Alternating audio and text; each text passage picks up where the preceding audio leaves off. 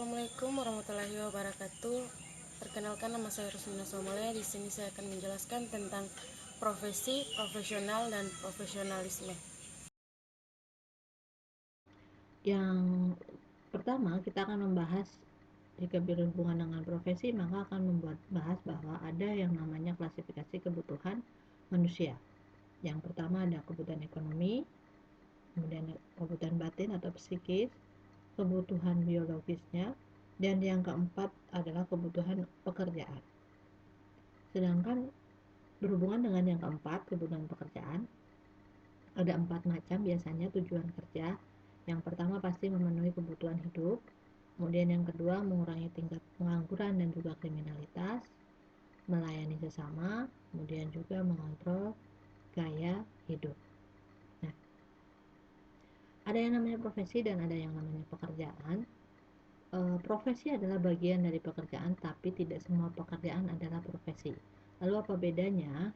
Profesi adalah pekerjaan yang mengharuskan pelakunya memiliki pengetahuan tertentu yang diperoleh melalui pendidikan formal ataupun keterampilan tertentu yang didapat melalui pengalaman bekerja pada orang lain yang di situ telah terlebih dahulu menguasai keterampilan tersebut.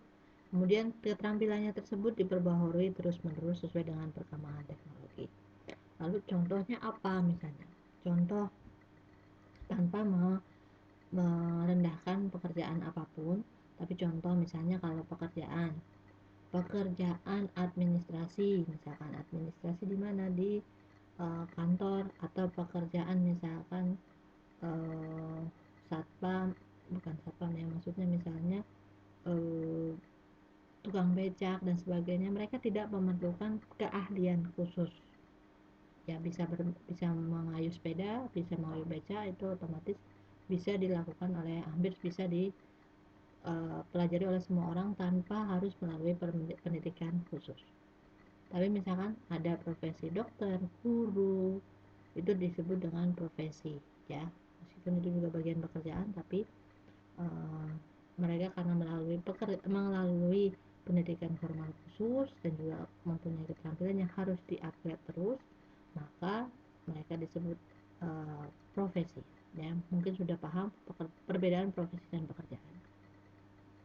Nah, profesi itu sendiri itu memiliki nilai moral. Yang pertama, berani berbuat untuk memenuhi tuntutan profesi itu sendiri, menyadari kewajiban yang harus dipenuhi selama menjalankan profesi, kemudian idealisme sebagai perwujudan makna misi organisasi profesi. Nah, nanti berbeda dengan tadi pekerjaan pada umumnya, tidak semua pekerjaan mempunyai organisasi profesi, tapi yang namanya profesi biasanya memiliki organisasi tertentu yang di situ akan mengatur banyak sekali moral dari pelaku atau uh, dari yang menjalankan profesi tersebut. Nah, ciri-cirinya dari profesi tadi sudah Ibu sebutkan, adanya pengetahuan khusus. Ini biasanya melalui pendidikan, pelatihan, ataupun pengalaman yang bertahun-tahun. Adanya kaidah dan standar moral yang sangat tinggi, ya, biasanya mempunyai yang namanya kode etik profesi. Kemudian mengabdi pada kepentingan masyarakat, artinya setiap pelaksana profesi harus meletakkan kepentingan pribadi di bawah kepentingan masyarakat. Kemudian yang keempat, adanya izin khusus untuk menjalankan suatu profesi. Setiap profesi pasti berkaitan dengan kepentingan masyarakat ya, dimana keselamatan, keamanan, kelangsungan hidup dan sebagainya. Maka di sini perlu diatur yang namanya izin khusus untuk menjalankan profesi tersebut. Ada dokter, ada guru ya, kemudian ada dosen misalnya, kemudian ada apa lagi? Ada banyak sekali ya profesi.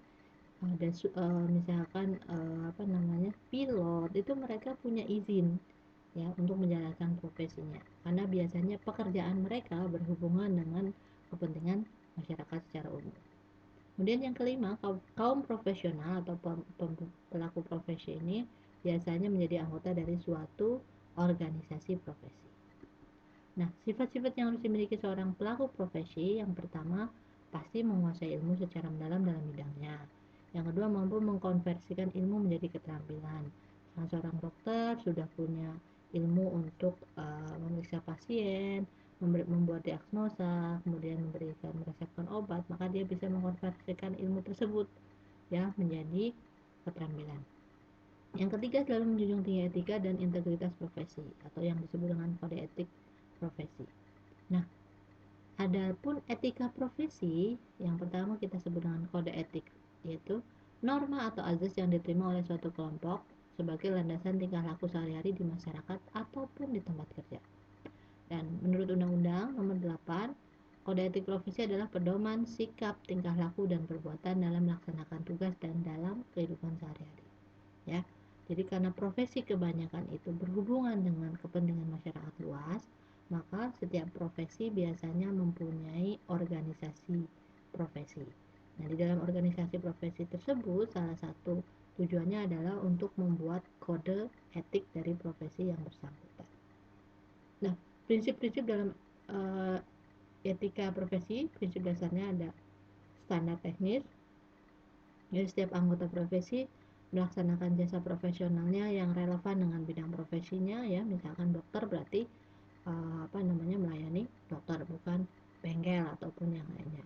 Prinsip kompetensi, setiap anggota profesi harus melaksanakan pekerjaan sesuai jasa profesionalnya dengan hati-hati dan juga dengan ketekunan. Yang berikutnya ada prinsip tanggung jawab profesi. Di sini tanggung jawabnya harus menggunakan pertimbangan moral dan juga profesional.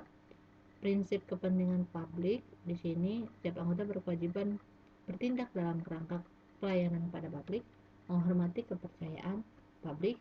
Kemudian ada integritas, ini harus menjunjung tinggi nilai tanggung jawab profesional dengan integritas tinggi mungkin. Ada prinsip objektivitas, harus menjaga objektivitas dan bebas dari benturan kepentingan dalam memenuhi kewajibannya. Prinsip kerahasiaan, harus menghormati kerahasiaan informasi yang diperoleh. Dan kemudian prinsip perilaku profesional, harus berperilaku konsisten dengan reputasi profesi yang baik dan menjauhi tindakan yang dapat mendiskreditkan profesi. Nah, pentingnya etika profesi di sini yang berasal dari bahasa Yunani, yaitu artinya adalah karakter atau watak, kesusilaan ataupun adat. Etika didefinisikan sebagai disiplin which can act as the performance index of or reference for our control system. Jadi akan memberikan semacam batasan ataupun standar yang akan mengatur pergaulan manusia di dalam kelompok sosialnya. Nah, ini adalah pentingnya etika profesi. Nah, profesi juga bisa memperoleh kepercayaan dari masyarakat jika di dalamnya para elit profesional tersebut ada kesadaran untuk mengindahkan etika profesi. Nanti akan ada banyak sekali profesi-profesi, contohnya misalkan ada dokter. Etika profesi seorang dokter itu apa saja sih? Misalkan etika profesi seorang dokter adalah, misalnya kalau seorang dokter biasanya dia tidak diperkenankan untuk mengobati atau misalkan operasi major, operasi besar, mereka tidak boleh mengoperasi anggota keluarganya. Nah, itu ada etika-etika yang seperti itu. Kenapa? Karena nanti akan berhubungan dengan emosional dan sebagainya, menjadi pengobatannya kurang optimal misalnya, ya. Kemudian ada etika komputer, ini berhubungan dengan kejahatan komputer, ada cyber etik, ada e-commerce, kemudian pelanggaran hak atas kekayaan intelektual, dan juga nanti ada yang disebut dengan tanggung jawab profesi. Nanti lebih banyak kita bahas di sini. Kemudian tadi profesi, kemudian ada profesional. Profesional adalah pekerja atau orang yang menjalankan profesi. Kelompok profesional adalah kelompok yang berkeahlian dan berkemahiran. Di situ diperoleh melalui proses pendidikan dan pelatihan yang berkualitas dan berstandar tinggi. Ya, sama saja dengan organisasi profesi tadi. Ada 3 watak kerja seorang profesional. Yang pertama adalah beritikat untuk merealisasikan kebajikan demi tegaknya kehormatan profesi yang digeluti, oleh karena tidak terlalu mementingkan atau mengharapkan imbalan upah material. Biasanya yang kedua, kerja seorang profesional itu harus dilandasi oleh kemahiran teknis, kualitasnya tinggi, dan dicapai melalui proses pendidikan atau pelatihan yang panjang, eksklusif, dan berat. Yang ketiga, kerja seorang profesional diukur dengan kualitas teknis dan juga kualitas moral, harus menundukkan diri pada sebuah mekanisme kontrol berupa kode etik yang dikembangkan dan disepakati bersama di dalam sebuah organisasi profesi. Oke. Kemudian ada di sini yang namanya sifat-sifat pelaku profesi. Yang pertama tadi menguasai ilmu, kemudian mampu mengkonversikan ilmu, ya tadi ya. Kemudian sikap yang dituntut untuk menjadi seorang profesional adalah komitmen yang tinggi, kemudian tanggung jawab, berpikir sistematis, menguasai materi, dan menjadi bagian masyarakat yang profesional. Kemudian ada profesionalisme, ini adalah ide, aliran, atau paham atau isme yang bertujuan mengembangkan profesi agar profesi dilaksanakan oleh profesional dengan mengacu kepada norma standar dan kode etik dan bisa memberikan layanan terbaik kepada klien. Ada 4 pendekatan perspektifnya, cara pandangnya untuk mengukur profesionalisme seseorang, yaitu berdasarkan filosofis, bertahap, perkembangan bertahap, karakteristik, dan berorientasi non-tradisional. Yang pertama, pendekatan berorientasi filosofis. Ada 3 hal pokok untuk mengetahui apakah seseorang ini bagaimana tingkat profesionalismenya. Yang pertama adalah melalui pendekatan lambang profesional, ya, biasakan apakah dia punya sertifikat, apakah lisensinya asli, apakah terakreditasi, dan sebagainya. Ada pendekatan secara sikap individu, ini yang memberikan layanan dalam memberikan pelayanan yang memuaskan dan bermanfaat bagi pengguna jasa profesi tersebut, ya. Kemudian ada pendekatan elektik, ini adalah bahwa proses profesional yang sebagai satuan dari kemampuan, hasil kesepakatan, dan juga standar tertentu. Kemudian pendekatan yang kedua adalah pendekatan perkembangan bertahap. Ada 6 orientasi.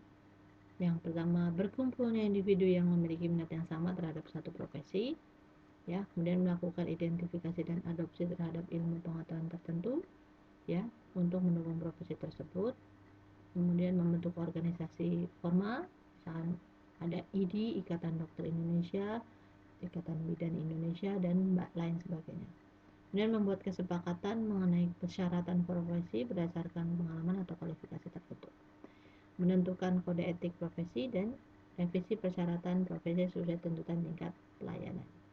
Nah, yang berikutnya pendekatan berorientasi karakteristik. Ciri-ciri atau karakteristik dari profesi biasanya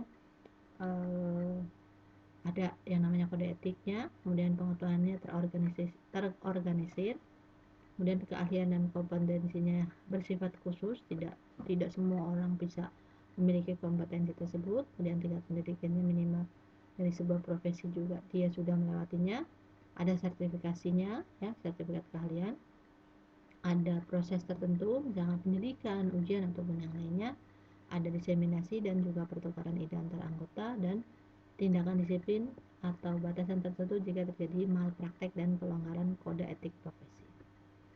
Yang keempat adalah pendekatan berorientasi non-tradisional. Ini menyatakan bahwa seseorang dengan bidang ilmu tertentu diharapkan mampu melihat dan merumuskan ciri-ciri atau karakteristik yang unik dari kebutuhan sebuah profesi, ya, misalnya standarisasi profesi untuk menguji kelayakan dengan kebutuhan lapangan, sertifikasi profesional, dan lain-lainnya. Kemudian ada prinsip yang menjadi tanggung jawab seorang profesional. Yang pertama adalah prinsip holistik atau keseluruhan, ya. Di sini berarti memperhatikan keseluruhan sistem komponen dari jasa praktek yang diberikan agar bisa menghindar dari dampak negatif. Ada prinsip optimal atau terbaik, selalu memberikan jasa prakteknya yang terbaik bagi perusahaan. Yang ketiga, prinsip lifelong learner, belajar sepanjang hidup. Kemudian ya, jadi seorang profesional pasti selalu akan memperbarui pengetahuan yang dimilikinya, ya. Kemudian prinsip integriti, kejujuran, ya, menjunjung tinggi nilai-nilai kejujuran. Ada juga prinsip sharp atau berpikir tajam, cepat tanggap dengan permasalahan yang ada, ya. Kemudian ada prinsip teamwork, kerjasama, tidak bekerja sendiri, ya, harus saling membantu dengan pemilik atau pelaku profesi lainnya atau profesional yang lainnya. Prinsip inovasi, mengembangkan kreativitas agar bisa menemukan ide baru. Ada prinsip komunikasi, ya, mampu berkomunikasi dengan baik dan benar hingga menyampaikan objektivitas pembicaraan yang dimaksudkan secara tepat. Sekian dari penjelasan saya, selebihnya saya mohon maaf. Wabillahi taufiq wal hidayah. Wassalamualaikum warahmatullahi wabarakatuh.